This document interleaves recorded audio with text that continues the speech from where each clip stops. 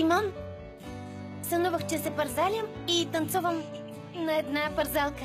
Подскачах, въртях се... Луна, сънувала ли си или си гледала филм? Ало? Току-що кацнах в Канкун. Не е само да подпиша нотариалния акт за новата къща.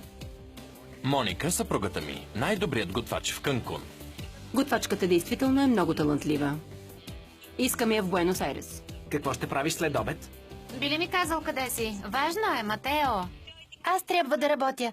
Вместо да се задяваш други момичета, върви при гаджето си. Госпожа Шаран ми предлага работа. В дома си в Буенос Айрес. Моля? За нищо на света няма да замина. Това е пълна лудост. Да, лудост е. Но същевременно голям шанс.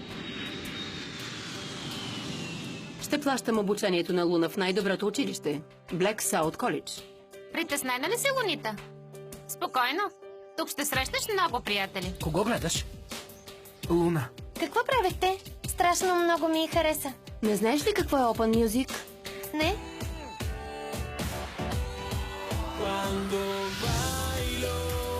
Едно, две, три, четири. Момичетата се подготвят за Open Music. Здравей! Здравей! Не съм те виждал преди.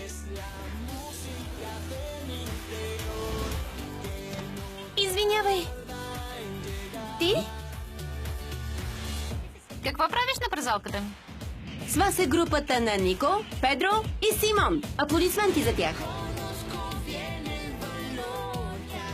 Как ти се вижда семейството? Трябва да ги контролираш повече. Днес мъжът гледаше снимката на сестра ми. Искам да изтрия миналото окончателно. Огън. Викове. Не мога да забравя онзи плач.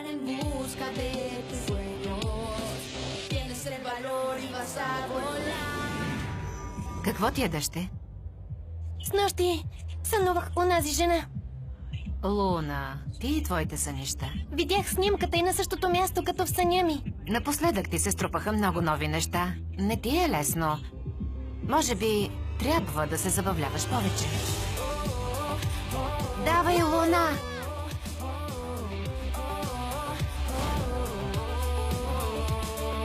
Vas a crecer, vas a despertar, vas a vivir, vas a demostrar que eres tan valiente.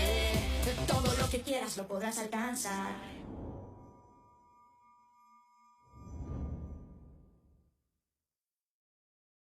Гледайте още от Сой Луна по Disney Channel.